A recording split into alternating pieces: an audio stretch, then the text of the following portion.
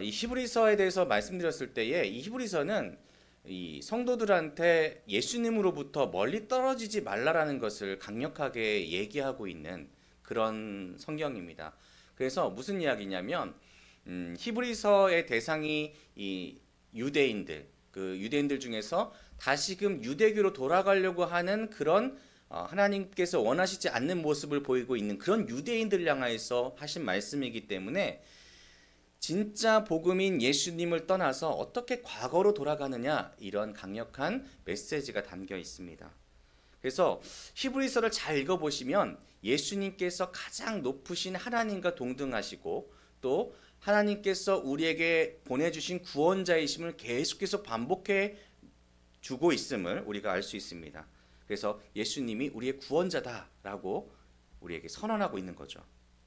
근데 이게 너무나 당연한 이야기 같아서 이 히브리서를 읽다 보면 그쵸, 예수님 당연히 우리의 구원자시죠. 근데 이거를 굳이 이렇게 강조할 필요가 있을까요? 라고 무덤덤하게 받아들이는 경우가 많이 있습니다. 그래서 히브리서 처음 이야기할 때에 그렇죠, 예수님 최고시죠. 예수님 당연합니다. 예수님이 우리의 구원자인 거 나 당연히 알고 있습니다. 라고 이야기하는 경우가 많습니다. 그런데 막상 우리에게 고난이 닥쳐왔을 때, 우리에게 어려움이 닥쳐왔을 때에는 이 말씀을 받은 우리가 점점 흔들리기 시작합니다. 예수님 최고지요 했던 이 마음이 점차적으로 흔들려서 예수님 이런 반응이 나온다는 겁니다. 당연한 것이 못 되는 것이죠. 이것이 우리의 일상적인 모습일 수도 있습니다. 그래서 우리는 기억해야 됩니다.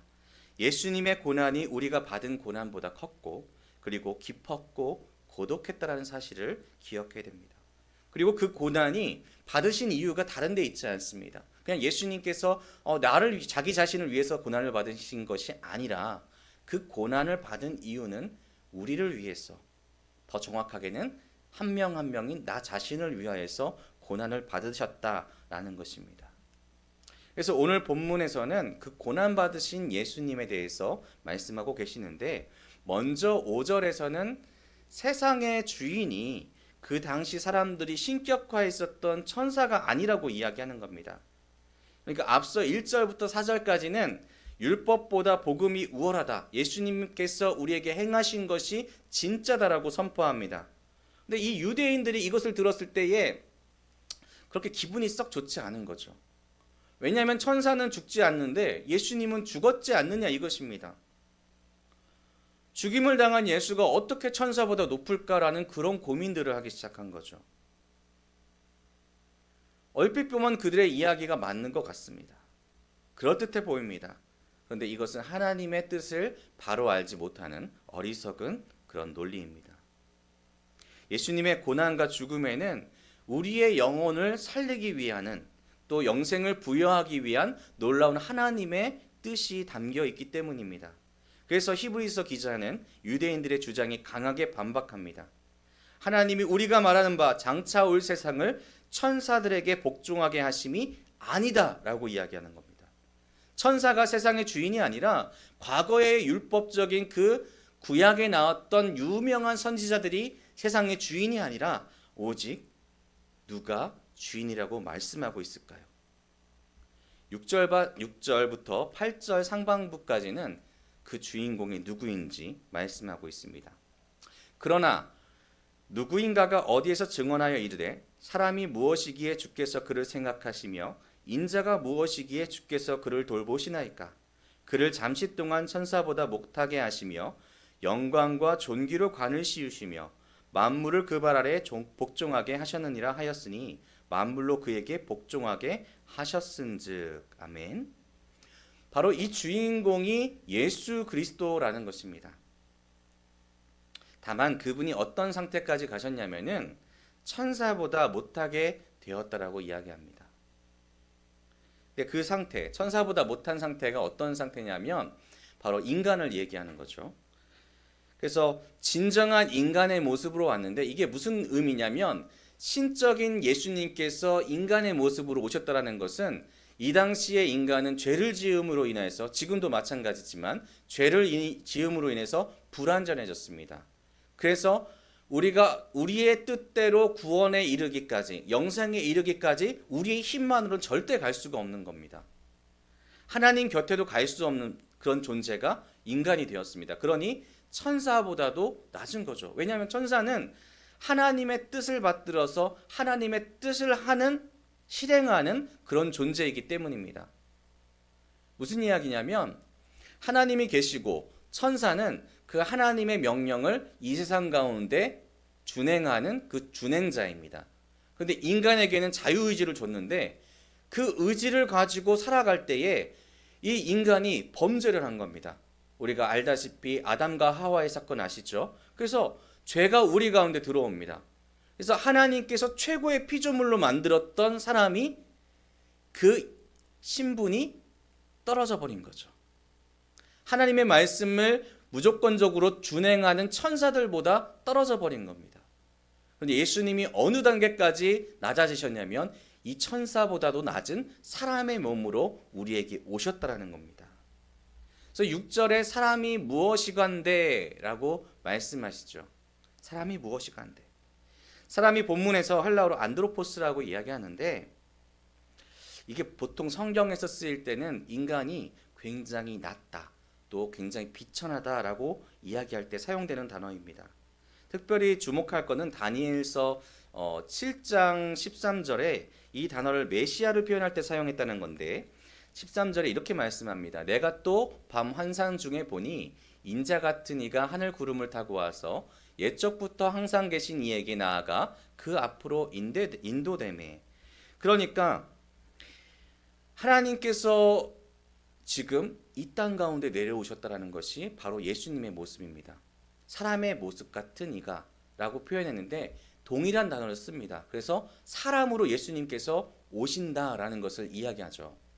근데 이게 얼마나 중요한 이야기냐면 하나님께서는 죄가 없으신 분이라고 우리는 익히 알고 있습니다. 그런데 그분이 사람의 틀 가운데 갇혀서 내려온 겁니다. 이게 우리의 입장에서는 사실 이해하기 쉽지 않은 내용이거든요. 근데 이렇게 생각하시면 됩니다. 내가 굉장히 자유로운 사람이에요. 정말로 거리낄 것이 없이 모든 것을 할 수 있는 사람인데 내가 어느 순간에 한평 남짓한 방 안에 갇혀버린 겁니다. 내가 날마다 내가 원하는 것을 먹을 수 있고 내가 원하는 것을 가질 수 있던 사람이 한평 남짓해서 매일같이 옛날에 그 영화에서 본 것처럼 군만두만 먹는 것처럼 내가 뭔가 원하지 않는데 계속해서 그것만 누군가 주는 겁니다. 그런 상태가 된 게 하늘에 계신 하나님께서 뭔가 제약을 가지고 인간의 모습으로 온 겁니다. 그러니까 얼마나 하나님으로서는 굳은 결심을 하시고 놀라운 사랑으로서 우리에게 보인 것일까요? 그래서 그 다음에 이 한마디 사람이 무엇이간데를 한 번 더 강조하는 것이 이 뒤에 나왔던 인자가 무엇이간데입니다.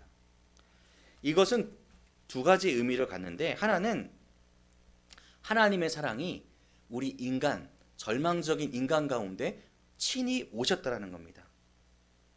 그리고 두 번째는 인간으로 오신 예수님을 뜻합니다.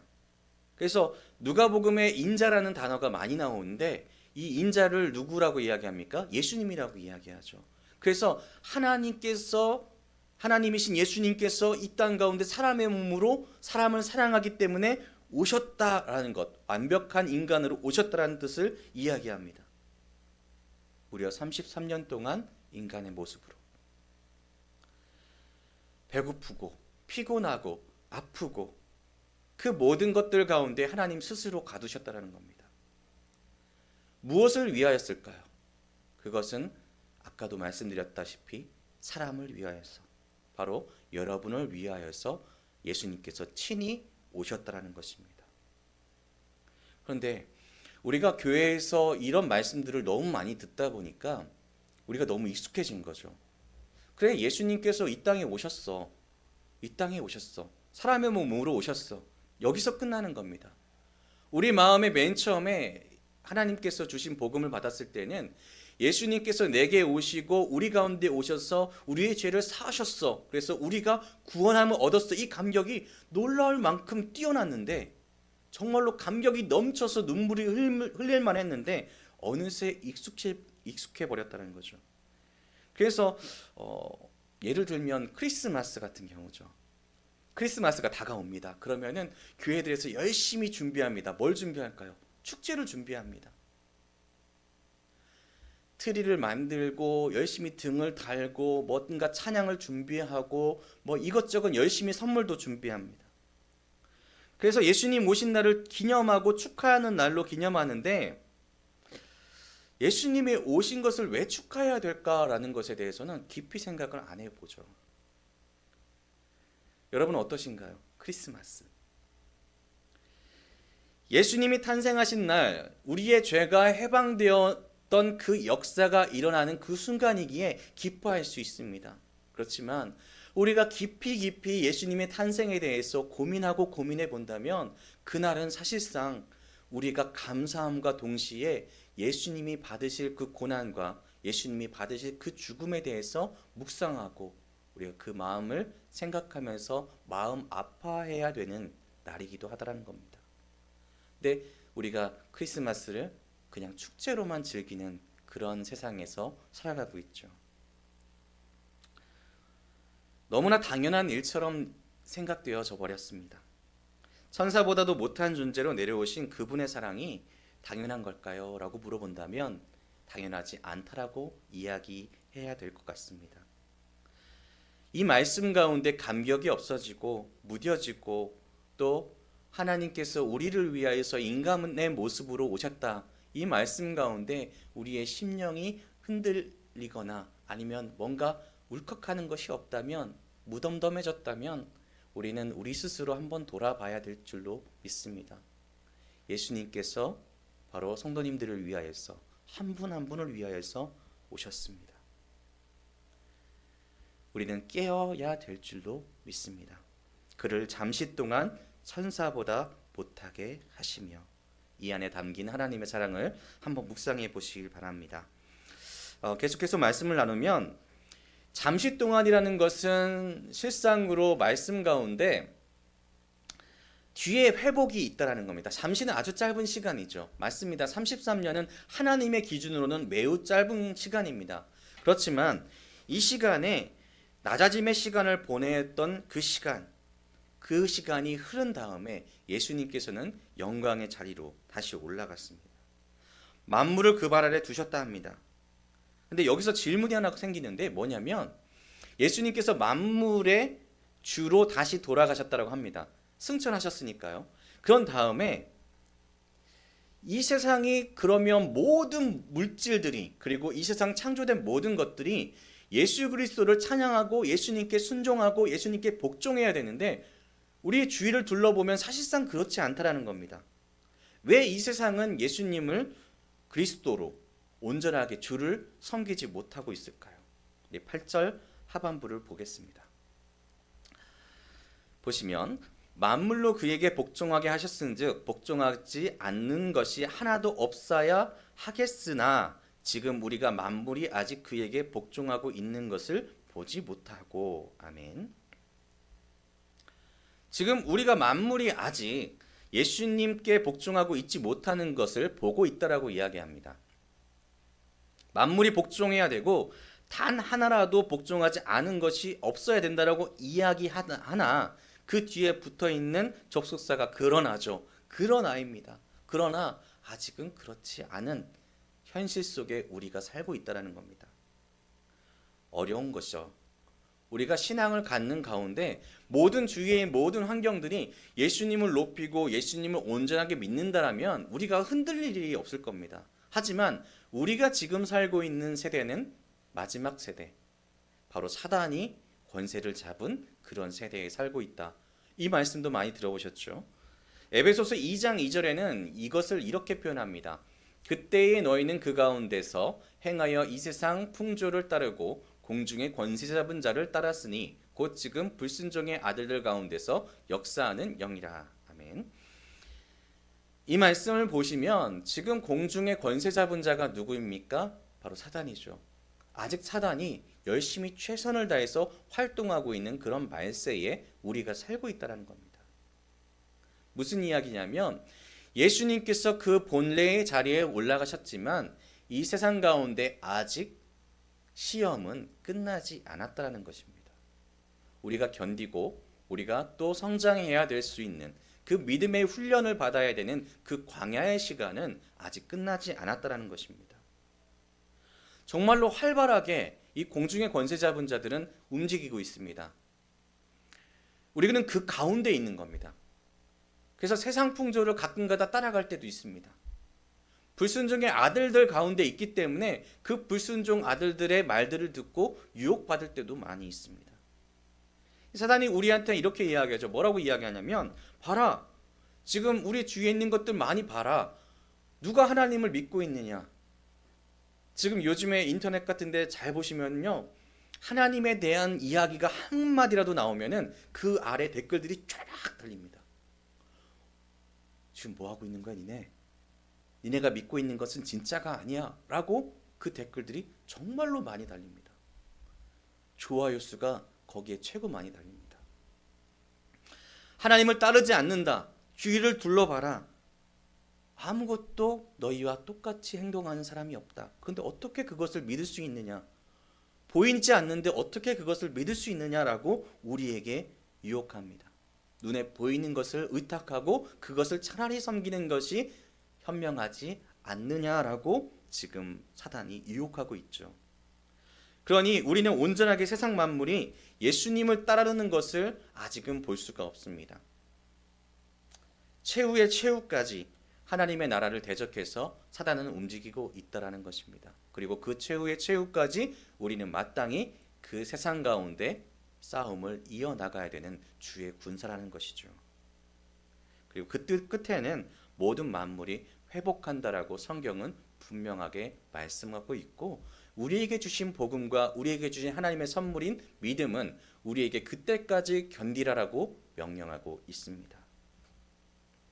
예수님을 온전히 섬기는 영광의 나라가 서게 될 것이다. 그리고 사단은 결박당하고 지옥으로 떨어질 것이다. 우리는 그때까지 성장해 나갔을 때에 주님께서 우리에게 약속하신 구원의 역사, 영생의 역사, 천국에서의 복된 삶을 살아갈 수 있는 그런 자격을 얻게 될 것이다 라고 말씀하고 있습니다. 그러니 지금 참고 견디는 여러분은 잘하고 계신 겁니다. 주의 말씀 가운데 서기 위해서 하루하루 주의 말씀을 찾으시고, 또 우리가 힘들 때 다른 것들을 먼저 의지하는 것이 아니라 하나님께 기도하고 계시는 여러분께서는 정말로 현명한, 정말로 지혜 있는 삶을 살아가고 계신다는 겁니다. 그러니 오늘 수요에도 정말 기도하기 위해서 이 자리에 나오신 거 아니겠습니까? 예수님께서 받았던 그 고난을 기억할 때에 우리가 받는 고난은 우리 또한 받을 만한 나의 십자가입니다. 주님께서 말씀하셨죠. 자기의 십자가를 지고 나를 따르라. 주님께서는 분명하게 우리에게 십자가를 지라라고 말씀하셨습니다. 우리의 십자가는 어떻게 보면 우리의 삶 가운데 유혹되어지고 있는 우리의 모든 삶의 고난일 수도 있습니다. 오늘 하루 보내시면서 힘든 일 없다라고는 이야기할 수가 없겠죠. 직장에서 삶을 살아가시다 보면 상사들의 압박도 있을 수 있고, 또 요즘에는 NG라고 해서 부하 직원들과도 관계가 틀어지는 경우도 많이 있다라고 이야기합니다. 갈등과 또 어지러움 속에서 세상이 유지되고 있기 때문에 이웃과 이웃 간의 관계 가운데서도 참 힘든 세상을 보내고 있죠. 그리고 자영업 하시는 분들도 굉장히 어렵다고 이야기합니다. 근데 그 고난 가운데 우리가 먼저 택해야 되는 것은 무엇이냐면 예수님의 고난을 기억하시면서 우리 또한 예수님이 하신 것처럼 하나님의 뜻대로 살아가기 위해서 하나님의 뜻을 구하는 것이 먼저야 된다는 것입니다. 예수님의 고난의 의미는 우리에게 영생을 취하게 할 수 있는 방법을 알려주시는 겁니다. 고난 당할 수 있다. 그렇지만 해결 또한 하나님께 있다. 그러니 하나님을 붙잡고 나아가라. 이것이 예수님께서 우리에게 보여주신 고난입니다. 그러나 결국에 예수님께서 오늘 말씀 중에 어떻게 되셨습니까? 그 고난을 이기시고 죽음마저 이기시고 하나님의 곁으로 다시금 올라가셨습니다. 이 모습은 우리에게 주는 희망입니다. 예수님께서 우리에게 보여주시는 그 고난의 의미는 희망입니다.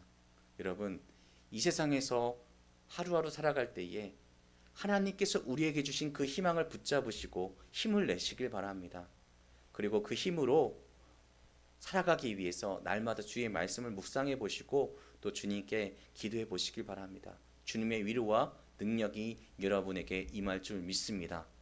날마다 주 안에서 하나님께서 주시는 참된 기쁨을 누리시고 주님께서 주시는 능력을 힘입어서 하루하루를 이겨내시는 주의 군사로 살아가시는 복된 여러분 되시기를 주님의 이름으로 축복합니다.